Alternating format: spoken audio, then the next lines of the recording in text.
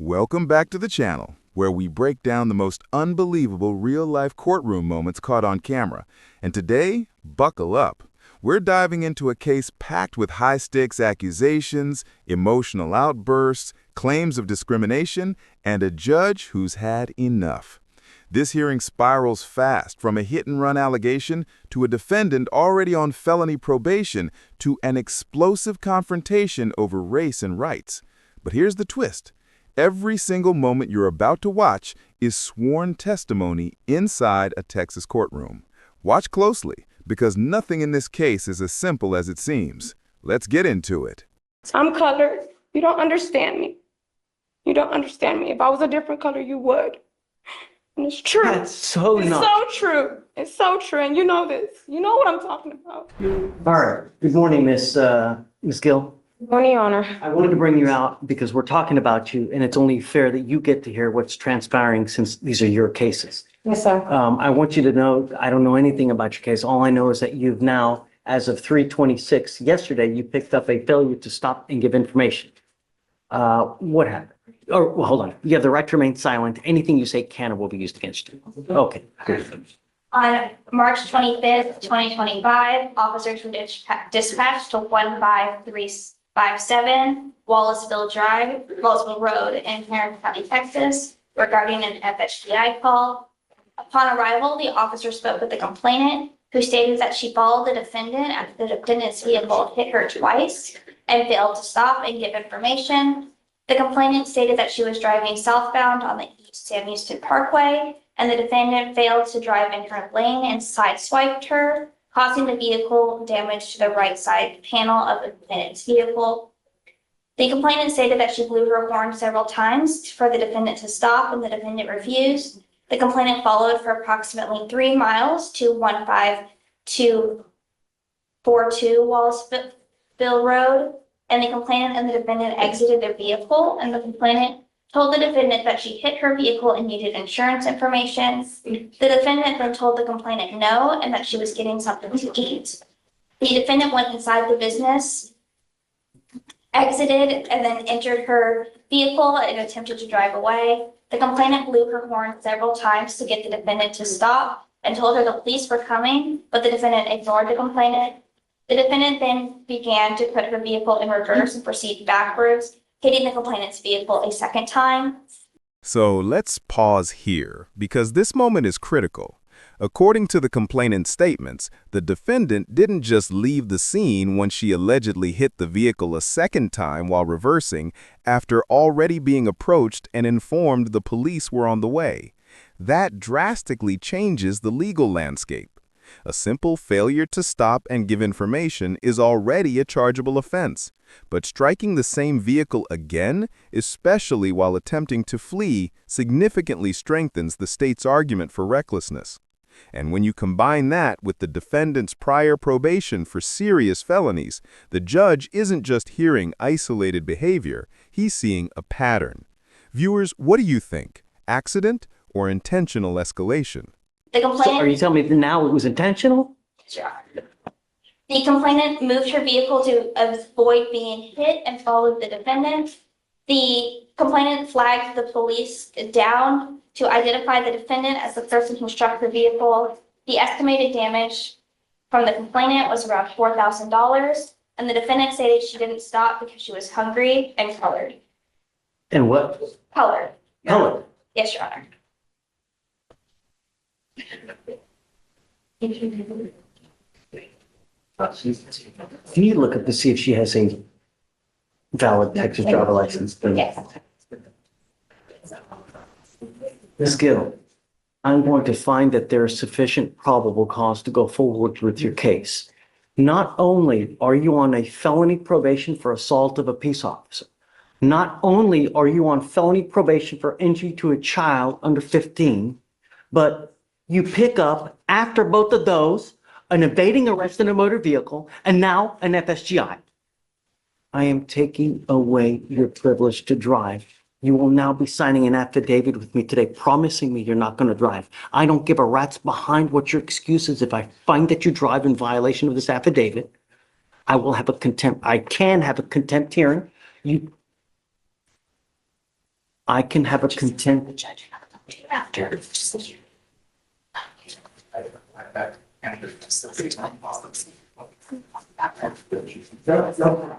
I'm so please. sorry. Finish. I'm a commercial driver. Really? Yes. Really? Yes. You, if you do have a CDL, Sorry, that is correct. She does have a valid CDL. are held to an even higher standard because of that CDL. You now have a total of 4 open cases, one of those being this FSGI and an evading arrest in a motor vehicle. I am taking away your privilege to drive. If I find that you do, I can have a contempt hearing. You can be facing an additional 6 months in jail and a $500 fine.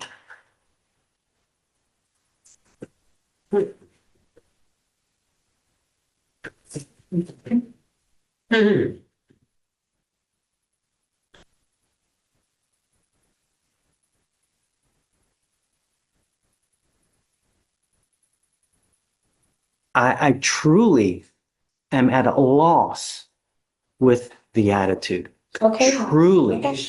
This case here, not only do we have an FSGI, but it's also alleged that you backed up and hit the person intentionally. Because allegedly hungry and covered. So now, this is an affidavit, and I hope that you take it seriously. Because if you don't, there will truly be disastrous consequences. This is where the emotional and legal arcs collide. The judge is making it crystal clear public safety is now the priority, and the defendant's escalating behavior, combined with multiple pending felony cases, places her in a high-risk category. But pay attention to the tension here. The defendant pleads that she's struggling, unmedicated, traumatized, and overwhelmed. Her attorney emphasizes mental health court and support systems, while the judge stresses repeated violations and dangerous conduct. These are the moments where courts must balance empathy with accountability. Ask yourself, should her personal struggles reduce her culpability, or do they highlight the need for stricter control to protect the public? Ms. Gill, I want you to understand that I'm going to do everything in my power to protect my public at all costs. Do you understand? I understand you, Your Honor.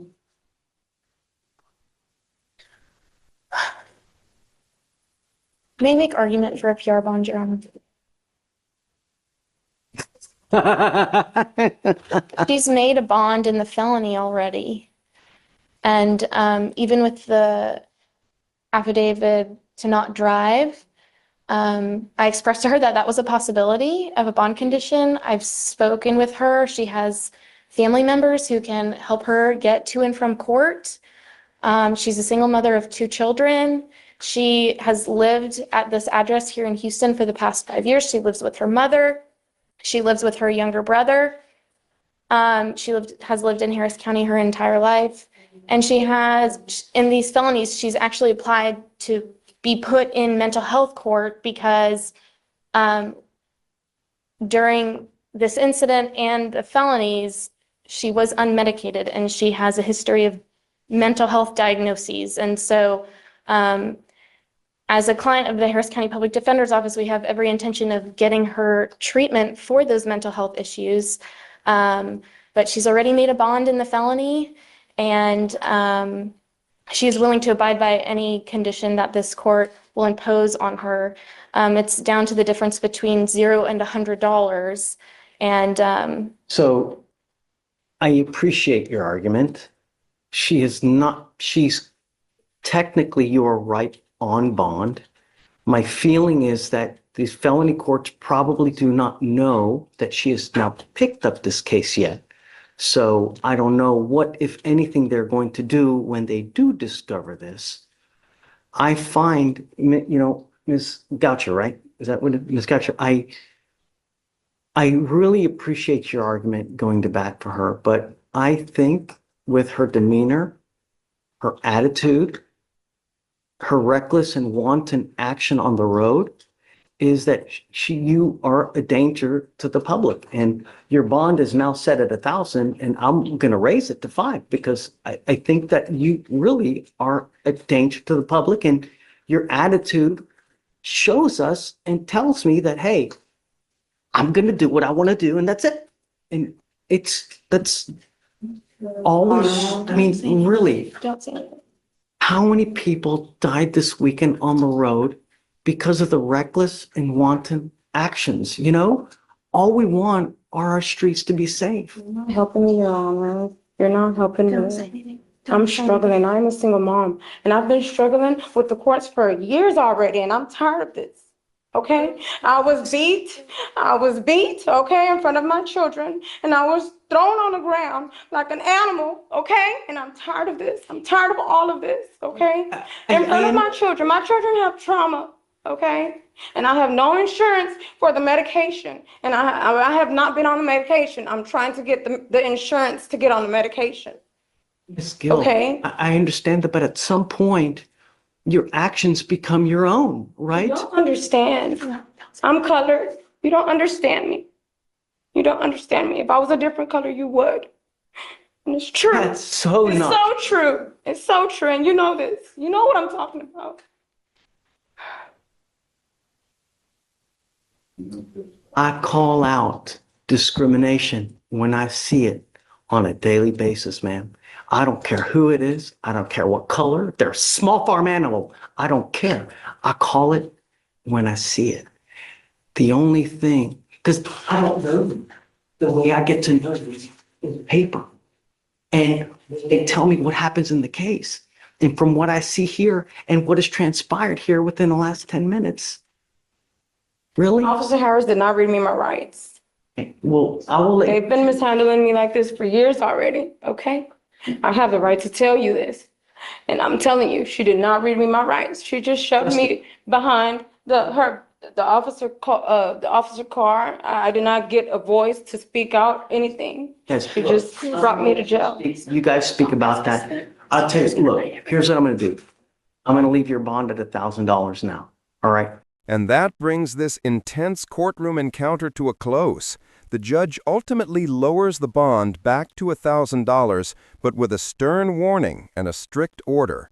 Do not drive, do not pick up any new cases, and comply fully with all court requirements. This case highlights the delicate balance courts face when dealing with mental health issues, prior convictions, public safety, and emotionally charged allegations.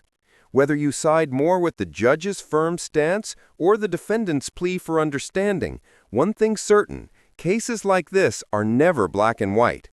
If you found this breakdown as compelling as we did, make sure to hit that like button, drop your thoughts in the comments, and don't forget to subscribe for more jaw-dropping courtroom breakdowns. I'm not gonna raise it to 5, but I can't continue to give you a PR bond. From employment too.